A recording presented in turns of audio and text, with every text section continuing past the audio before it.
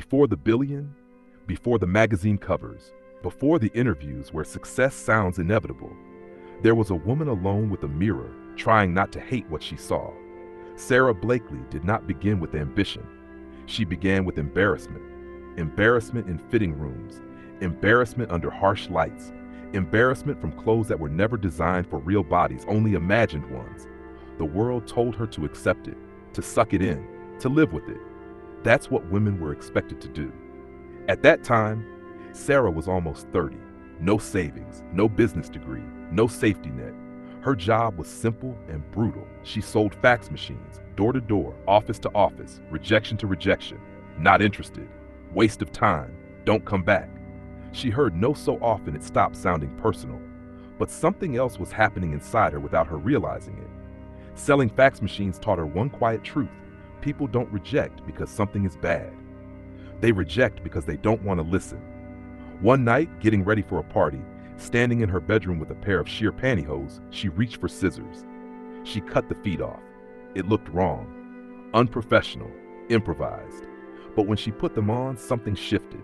Her body looked smoother, her clothes fit differently. But more than that, she felt something unfamiliar. This was made for me, not approved by fashion, not validated by anyone else, just right for her. In that moment, there was no company, no product, no plan, only a quiet question. If I need this, maybe someone else does too. Sara didn't know how many doors would slam in her face next. She didn't know how often she would be laughed at. She didn't know how many times she would feel stupid for believing.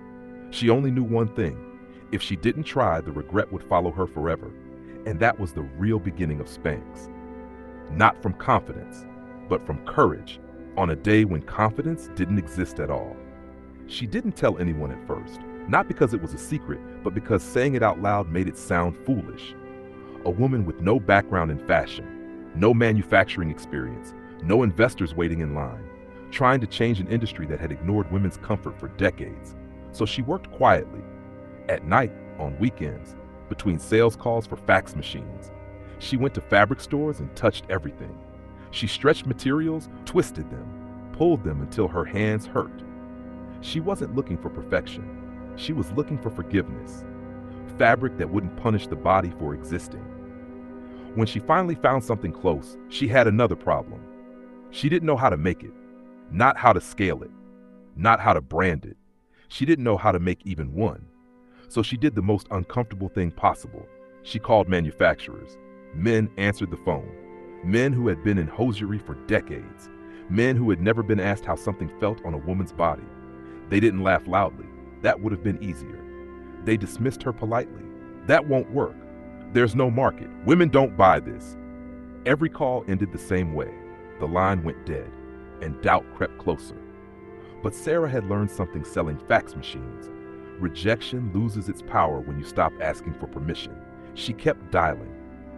One manufacturer finally said yes, not because he believed in the product, but because his daughters did. That was enough. She put every dollar she had into the first run. No backup plan, no cushion. If it failed loudly. When the boxes arrived, she sat on the floor and stared at them. This was real now, terrifyingly real. She named it herself, not with consultants, not with research groups. She liked the word Spanx because it sounded funny.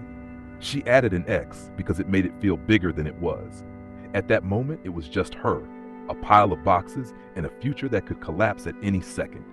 She drove to department stores, not to pitch buyers, to pitch bathroom mirrors. She would pull female store managers aside and say, "Come with me, I'll show you." Inside fitting rooms, inside bathrooms, she put it on herself. Not slides, not samples on mannequins, her own body. She didn't sell with words. She sold with proof. And something unexpected happened. Women understood immediately. No explanation needed. No convincing required. They didn't ask about patents. They asked where to buy it. This wasn't a product problem. It was a listening problem. And for the first time, the world began to listen. Success didn't knock politely. It slammed the door open and demanded attention. Orders started coming in faster than she could fulfill them. Stores wanted more units. Phones rang with voices that suddenly sounded respectful. But here's the part people don't talk about. Growth doesn't feel like winning. It feels like losing control. Sara was still doing everything herself. Sales, packaging, customer calls, accounting she barely understood. Every night she lay awake wondering which mistake would end it all. A shipment sent to the wrong place, a payment delayed, a factory deciding she wasn't worth the trouble. One error could erase everything. Then something happened that changed the trajectory completely. Oprah. Not a meeting, not a pitch deck, not a strategy, a miracle wrapped in chaos. A stylist on the Oprah Winfrey Show discovered Spanx, no warning, no permission. One day Sara was unknown. The next, Oprah called Spanx a favorite thing. Phones exploded, websites crashed, inventory vanished in hours. For most companies, that moment is a coronation. For Sara, it was a stress test. She didn't have systems, she didn't have staff, she didn't have scale. She had grit and a decision. Instead of chasing speed, she chose control. She refused investors, not because she hated money, but because she valued ownership more. Every dollar earned went back into the business. Every improvement was deliberate. Every hire was slow. She protected the culture like it was fragile glass. People told her she was crazy. You're leaving money on the table. You're growing too carefully. You should cash out. But Sara had learned something early. Fast money makes loud promises. Ownership keeps quiet power. She patented what she could. She learned manufacturing line by line. She sat in meetings asking questions that made executives uncomfortable. Not because she wanted to dominate the room, but because she refused to be invisible. And then the industry noticed, not as a novelty, not as a fluke, as a threat. Competitors copied her designs, lawsuits circled, pressure mounted. But she didn't fight with ego. She fought with preparation. She knew her product. She knew her customers. She knew why she started. This wasn't about fashion. It was about dignity. And that made her dangerous. Money changes the temperature of a room before it changes anything else. People who once ignored Sara now leaned forward when she spoke. Executives who brushed past her in hallways suddenly remembered her name. Banks returned calls faster. Advisors appeared out of nowhere. But respect earned too quickly carries a warning. It often disappears just as fast. Sara watched carefully. She listened more than she talked. She noticed who stayed consistent and who showed up only when numbers did. Spanx was now profitable. Not someday profitable. Not almost there. Real money, clean margins, no debt, and that terrified her more than being broke ever had. Because now, failure would be public. Every decision felt heavier. Every expansion carried risk. Every headline could turn. So she slowed herself down on purpose. She stayed involved in product design. She answered customer emails late at night. She walked store floors quietly, listening to women talk when they didn't know who she was. What they said mattered more than any boardroom opinion. Some loved the product, some complained about seams, some wanted versions that didn't exist yet. Instead of defending Spanx, she treated criticism like a map. Each complaint pointed to the next evolution. That mindset saved her when temptation came knocking. Big investors, huge valuations, aggressive growth plans.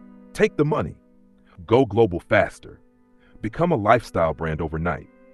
Sara said no more than she said yes. Not because she was afraid to grow, but because she refused to grow blind. She had built Spanx by trusting her instincts when no one else believed. She wasn't about to abandon that now that belief was fashionable. And then something deeper shifted. Her relationship with failure changed. Early on, rejection felt personal. Now it felt informational. If a deal collapsed, she asked why. If a partnership failed, she dissected it calmly. If someone underestimated her, she smiled and kept notes. She no longer needed to prove herself. She needed to protect what she built. That quiet confidence made her different. She wasn't loud. She wasn't flashy. She didn't dominate interviews. But she owned the room without asking permission. Years passed. Spanx expanded thoughtfully. New categories, better materials, wider voices included. And then one day, the number arrived. Billionaire. No announcement. No champagne. No victory lap. Just a line on paper confirming what years of discipline had already proven. Sara didn't celebrate by buying status. She celebrated by staying herself. Because the truth is this: the hardest part of success is not reaching the top. It's staying human once you're there. And that lesson was forged not when doors finally opened, but when they slammed shut in her face again and again until fear stopped controlling her choices. Success has a strange side effect. It makes people project stories onto you that were never yours. Sara noticed it slowly. Strangers spoke as if she had always been confident, as if rejection had bounced off her effortlessly, as if fear had never sat in her chest while she waited for someone to say yes. She didn't correct them, not because she agreed, but because she understood something most people miss. People don't want the truth. They want a version that makes success feel safe, but safety was never part of her journey. Behind the scenes, Sara was asking new questions, not about revenue, not about market share. She was asking what kind of company she was building to leave behind. Spanx had grown large enough that her choices affected thousands of lives: employees, manufacturers, women who saw themselves differently because of a piece of fabric. That responsibility changed her. She began investing more in people than in polish. She paid attention to culture when others chased speed. She protected creativity from bureaucracy like it was fragile glass. When mistakes happened, and they did, she didn't hide them. She talked about them openly. She shared what went wrong, why it hurt, and what she learned. Not as branding, as leadership, because she remembered how lonely it felt to fail quietly. She remembered sitting alone after another rejection, wondering if she was foolish for trying at all. So she made it acceptable to be human inside success. That choice cost her growth at times. It slowed certain expansions. It confused investors who wanted sharper elbows, but it built something harder to destroy: trust.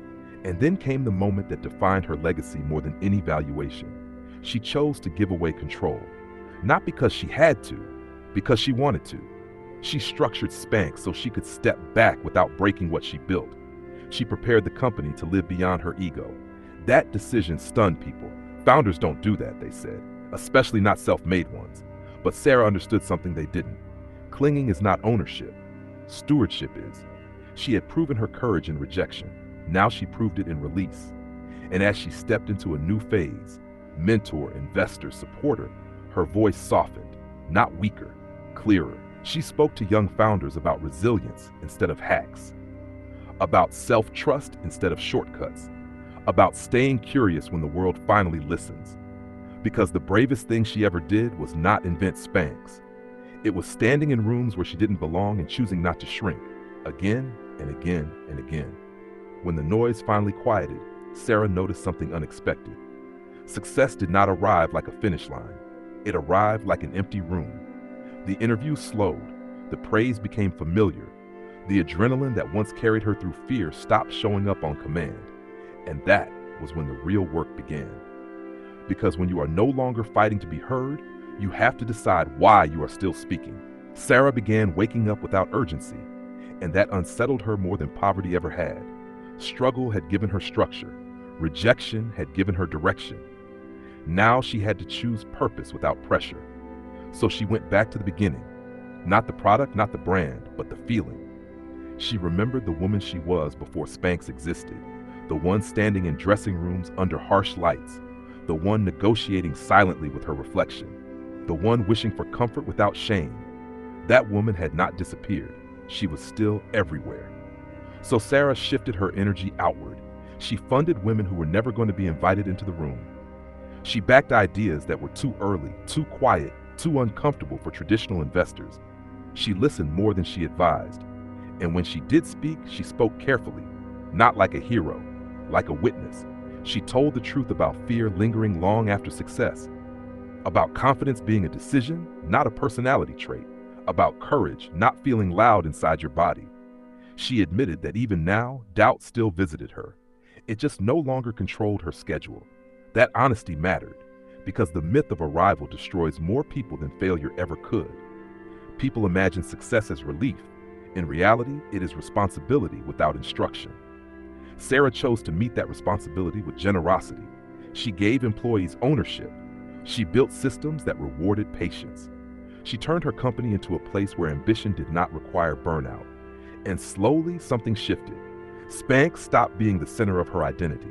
It became a chapter, a powerful one, but not the whole book. She became known less for what she built and more for how she built it. And that is a quieter legacy. One that does not trend, one that does not shout, but it lasts. Because long after products change and logos fade, people remember how they were treated when they were unsure. Sara Blakely understood this deeply. She had lived on the edge of disbelief. She had knocked on doors that never opened. She had learned to stand without applause. And when applause finally came, she did not let it teach her who she was. That may be the rarest success of all. There comes a moment in every long journey when striving loses its urgency.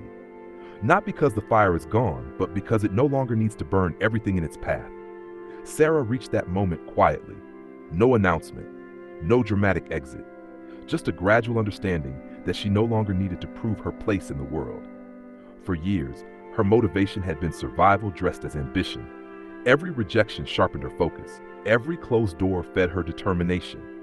But once the doors stayed open, she had to face a different question. Who am I when no one is doubting me?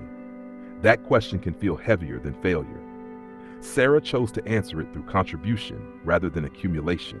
She began speaking less about winning and more about enduring, less about scaling and more about sustaining, less about being exceptional and more about being honest. She shared the parts of her story that didn't convert into headlines, the loneliness of early mornings, the exhaustion of carrying belief alone, the strange grief that comes when the fight ends. Because endings, even happy ones, create emptiness. She filled that space with intention, with time for reflection, with relationships that had waited patiently while she built, with moments that were never meant to be optimized. And in doing so, she offered a new model of success. One where confidence is not loud, where courage does not need an audience, where worth is not measured by growth charts. She reminded people that self-trust is not something you achieve once. It is something you practice, especially when the world stops questioning you. Spanx will always be part of her name, but it is not the sum of her life. Her real achievement was learning to stand inside uncertainty without rushing to escape it. That lesson was forged long before wealth arrived. It was shaped in rejection, silence, and disbelief, and it remains useful long after success. So if there is anything her story offers to those listening now, it is this. You do not need permission to try. You do not need consensus to believe. You do not need validation to continue. You only need the courage to endure being misunderstood long enough for your work to speak. Sara Blakely did not succeed because she never failed. She succeeded because she refused to let failure decide who she was.